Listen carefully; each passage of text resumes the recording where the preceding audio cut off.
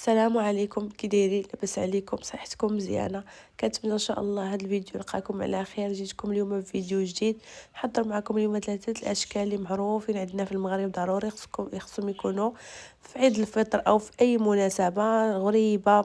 السر باش تشقق ليكم فقط باش ما يطرطقش ليكم، والسر ديال ريش بوند باش يجيكم رطبه وتبقى لكم مده طويله.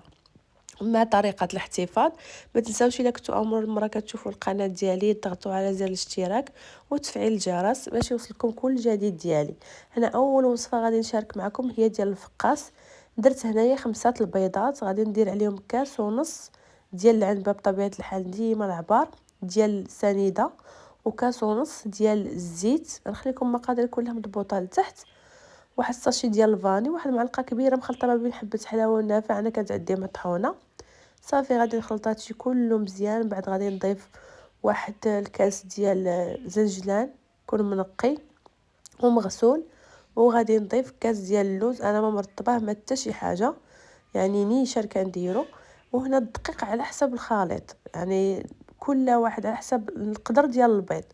المهم البنات، انا في التالي فاش عبرت لقيت راسي دخلت 800 غرام ديال الدقيق في هاد المقادير اللي عطيتكم، واحد 2 ساشيات ديال خماره ديال الحلوى فئه 8 غرام، يعني 16 غرام. صافي هنايا من بعد ما جمعت ديك العجينه ديال الفقاس، يعني ما خصهاش تجي قاصحه بزاف وما خصهاش يعني تجي مرخيه رطبه. صافي هنايا غادي نقسمها على 4. غادي ندير 4 الحرابل، وانتوما يعني كل الا بغيتوه صغير تقدروا تقسموه على 5. صافي هنايا كنبقى ندور فيه هكا وكنشوف ضروري الا كانت شي لوزه على برا ولا ضروري تدخلوها لداخل باش ما تبقى لكمش على برا ما تطرطقش لكم الفقاس ديالكم. صافي هنايا غادي نديرها في واحد الطاوه اللي كتكون ما كتلصقش ولا تكون هكا مفرشه على ورق الطبخ، يعني نتوما والاختيار ديالكم. غادي ندير دوك الحرابل وغادي نقادهم مزيان.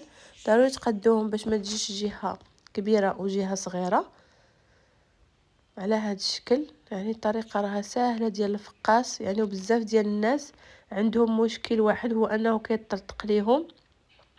غادي نعطيكم ان شاء الله السر باش ما يطرطقش لكم، غير تبعوه النصائح اللي غادي نقول لكم راه ما غيطرطق لكمش ان شاء الله. صافي هنايا غندهنوا بالبيض مزيان كله بالجوانب، تقدروا تزيدوا عليه الكاكاو، تقدروا تزيدوا عليه قهوه سهله على الذوبان. انا اكتفيت غير بالبيض وكان عندي واحد شويه اللوز ايفيلي غادي نزينو به هكا من الفوق،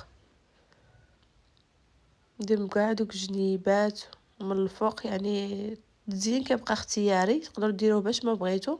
صافي هنايا غادي نديه للفران. بالنسبه للفران البنات انا ما شعلتوش حتى غندير الطاوه عاد غنشعل الفران. كيف ما شفتوا انا عاد شعلت الفران. ضروري تدخلوا الفقاس ديالكم والفران بارد، غتخليوه يسخن عليه. والفران خاصو يكون يعني تنقصوه مزيان. الا عندكم ديال الغاز نقصوه يعني بزاف، ولا كان عندكم ديال الضو يعني 150 درجه راها مزيانه. صافي هنايا من بعد ما تحمر ليا واحد شويه من التحت ومن الفوق درت ليه واحد البلاستيكه وغطيت عليه وخليته حتى برد. البنات هنايا راه حتى وجدت دوك الحلاوي كلهم عاد رجعت ليه هنايا باش نقطعو. صافي هنايا كيف ما شفتوا راه شد راسو. وبالنسبه للموس ضروري البنات، انا في الاول خدمت هذا واخا ماضي ولكن ما صلحليش، عاد غنبدلو من بعد. ضروري البنات خصو يكون ماضي باش ما يتشققش لكم وما يتهرسش لكم. هانتوما شوفوا، يعني واخا اللوز ما رطبناه ما حتى شي حاجه، يعني راه كيجي ما مفرتت ما مشقق ما كيتهرس ما والو. البنات سمحوا لي على الصوت ديالي، راني مروحه شويه الله يشافي الجميع. صافي هنايا غادي نستمر غادي نقطعو كامل، وانا كنقطعو وكندير في الطاوه. والفران راني ديجا مسخناه، يعني في هذه المرحله ماشي مشكل تسخنوا الفران باش ملي ديروه في الفران تخليوه يتحمر من التحت، وتقدروا تقلبوه تخليوه الفوق، تقدروا تهبطوه لتحت باش المهم البنات ما تجهدوش عليه الفران باش ما يتخطفش ليكم يتحرق ويطيب حتى من الداخل ويجي مقرمل، يعني يجي مقرمش يبقى لكم مده طويله ومقرمش. يعني الفقاس ديما كنصايبو الحمد لله كاع الناس اللي كيذوقوه كيعجبهم، وكتبقى فيه ديك التقرميشه حتى كيتقادا ليا من الدار. صافي هنايا غادي نديرو كما قلت لكم في واحد الطاوه وغادي نديرو باش يتحمر من التحت، وعاد نعاود نهبطو للجهه التحتانيه، ولكن ديما النار تكون مهيله. صافي البنات هنايا بعد ما تحمر راه خليته على جنب، وطريقه التقديم حتى الاخر ونوري لكم كيفاش جا.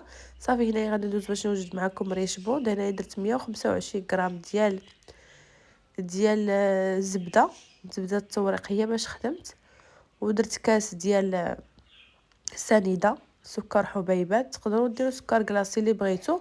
غادي نعركوا هادشي كله مزيان. درت واحد الساشي ديال الزهر وواحد الكاس ديال الزيت، وهنايا درت 2 بيضات. هنا درت واحد القشور ديال الحامضه، واحد القبيصه تاع الملح، ضروري قبيصه تاع الملح البنات ما تنساوهاش في اي حلوه ديالكم، في اللي كيك في كلشي ضروري ديروا واحد القبيصه تاع الملح. صافي غادي نخدم هاد الزبده هادي حتى تولي هكا بوماد، ونعرف بلا كلشي داكشي دوك المكونات كلهم دخلوا مع بعضياتهم. صافي هنايا غنبدا نضيف الدقيق البنات. هنايا دخل لي 500 غرام نيشان، نص كيلو ديال الدقيق اللي دخلت لي هاد مع هاد المقادير هادو، نص كيلو ديال الدقيق. راني ديجا مشاركه معكم حلوه ديال ريش بوند العام الفايت، الا بغيتو ترجعوا الفيديو راه دايرها لكم بلا زبده. صافي هنايا غادي نجمعوا هاد العجينه هادي. شوفوا هنايا راني نسيت الخماره عاد راني ضفتها. المهم نضيف واحد الخماره ديال 8 غرام، والعجينه ديال الريش بوند ما خاصهاش تكون قاصحه، وما خاصهاش عاوتاني تكون جاريه. صافي كيما شفتوا تبان لكم راها كتكور بحال هكا راه موجوده. صافي البنات الا بغيتو ديروا وحده فوق وحده كيف ما غندير، غديروها هكا صغيورين كيف ما درت انايا، يعني صغروهم مزيان باش ملي تنفخوا غير شويه ما يجوش كبارين.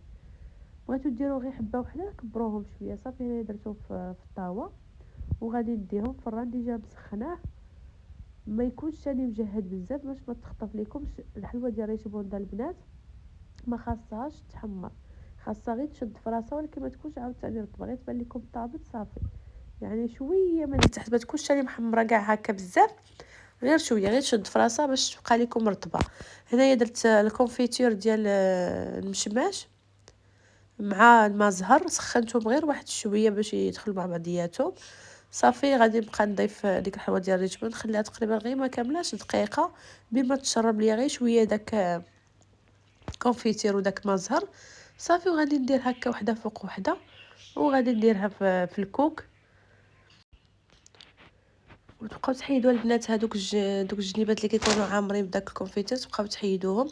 صافي هنايا من بعد غادي ندير واحد الكميه هكا في الكوك، وغادي ندير واحد الكميه واحده اخرى نخليها تشرب داك الكونفيتير، وندوز نفند هادو ونديرهم في واحد البلاطو، وغادي نخليهم على جنب باش ندوزو ان شاء الله نوجد معكم الحلوه تاع البهله او الغريبه.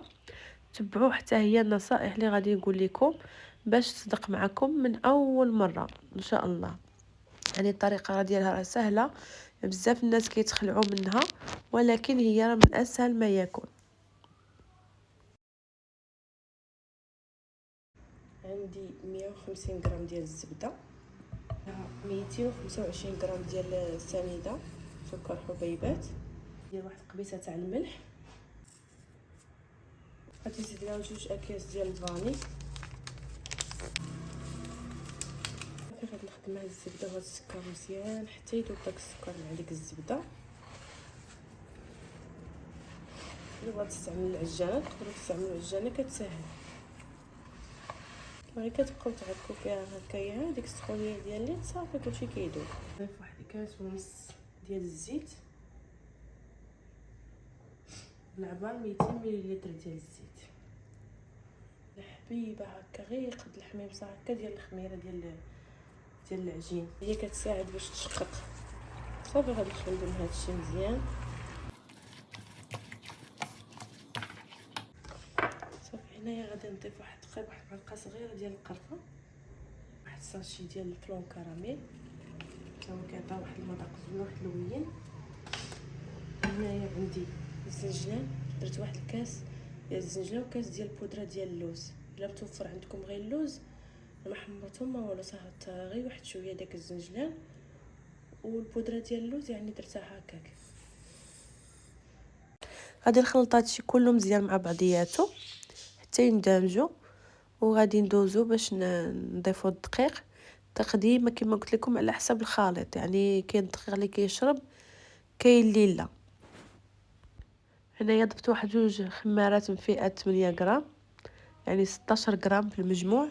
صافي وغادي نبقى نضيف الدقيق وانا كنجمع. العجينه ما خصهاش تكون قاصحه بزاف وما خصهاش تكون ثاني رطبه، يعني خصها المهم تكون مجموعه مزيان وكتجي بحال مرمله.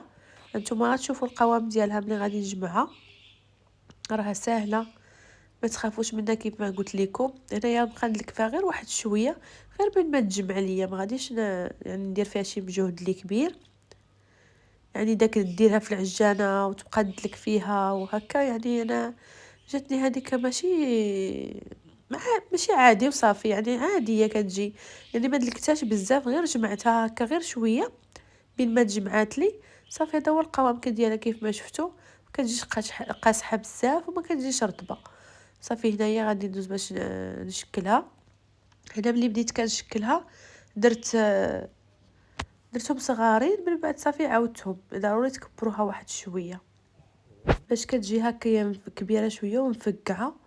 وكدير لكم دوك التشققات. بالنسبه للدقيقه البنات انا زادت لي تقريبا 750 حتى ل 800 غرام، يعني ما تفوتوهاش فيها على حسب الدقيق ديالكم. يعني 750 غرام حتى ل 800 غرام هذا هو اللي تقدر تهز لكم. صافي هنايا درتها في واحد الطاوه مفرشه بورق الطبخ ودرتها الفران البنات. انا حتى طيبت الفقاس وطيبت ريشبون وجهدت عليه، خليته سخون مزيان. عاد درت الطاوه ونقصت عليه. ضروري تنقصوا عليه وتخليوها طيب على خاطرها راه الطياب ضروري خاصها طيب حتى من الداخل. هانتوما شوفوا تبارك الله كيفاش تفقعات. وغادي نخليها طيب مزيان، عاد غادي نطلعها الفوق نخليها تاني تاخد داك اللوين محمر. هانتوما البنات هذا هو الشكل النهائي ديال الحليوات ديالنا كيفاش كيجيو. هنايا الفقاس شوفوا حتى هو تبارك الله كيفاش كيجي. الا بغيتو تزيدو تحمروه على هكا المهم هذا هي القياس اللي مزيان في التحمار. وهنايا البنات الغريبه ديالنا شوفوا تبارك الله كيفاش كتجي يعني ملي كتعضيها كتجيك مقرمشه وفي نفس الوقت يعني هشيشه من الداخل، يعني كتذوب في الفم. كتجي رائعه. غير تبعوا هاد المراحل والمقادير اللي عطيتكم راه غتصدق معكم من اول مره. هنا بالنسبه للفقاس حتى هو راه كيجي البنات رائع بشهاده الجميع. الفقاس ديالي كيجي زوين بزاف، يعني ماشي اول مره كنصايبو. هنايا شوفوا التقرميشه ديالو كيفاش جايه. عطيوه حتى هو كما قلت لكم الخاطر، نقصوا عليه الفران باش يجيكم زوين بزاف. وهنايا غادي ندوزو باش نوري لكم الخفه ديال ريشبوند. يعني هذيك العضه فاش كتعضيها وهكا كتذوب لك في الفم، هذيك هي اللي كيحمق عليها كلشي. راني عرفتي ما صورت هاد الفيديوهات حتى كلاو ولادي النص من هاد الحلوه كامله، بقيت غير خازناها عليهم. صافي هنايا البنات بالنسبه لطريقه الاحتفاظ انا خديت هاد السوبيرات هادو، درت كل حاجه بوحدها. البنات وياكم تخلطوا الفقاس مع الحاجه اللي فيها الزبده، ما تخلطوش مع ريشموند، ما تخلطوش حتى مع الغريبه، ما تخلطوش. راه ديك القرمشه ديالو كيولي هكا لاوي كيدوب. صافي كنفرج هنا واحد ورق الطبخ وكنستف فيه داك الفقاس وديك الغريبه وكنسد عليه. وهنا الحلوه ريشبون ديال البنات ضروري الثلاجه، واخا يكون بارد الحال ضروري الثلاجه، حيت لا فات غير مثلا غير سيمانه ولا 10 ايام على برا وكان الجو هكا كثيرا كانت الرطوبه راه كتغمل. العام الفايت البنات انا خليتها غير على برا والله الا غملت لي. الثلاجه وخاصها تكون مزيانه، يعني ضروري. والكميه ما غاديش نكثروا بزاف ديال الكميه، ما غاديش تطول. المهم ضروري البنات ديروها في الثلاجه. صافي هنايا غادي نكملهم وغادي نقول لكم شكرا لكم بزاف على تعليقاتكم الزوينه اللي كتفرحني. الى عجبكم الفيديو ما تنساوش انكم تضغطوا على زر الاعجاب، ولا اول مره كتشوفوا القناه ديالي ضغطوا على زر الاشتراك باش يوصلكم ان شاء الله كل جديد ديالي. ولا بغيتوا ان شاء الله نشارك معكم شي حاجه ما تنساوش تكتبوها لي في التعليق. تهلاو في روسكم وعواشركم بروكا. تلاقاو فيديو اخر. بسلام عليكم.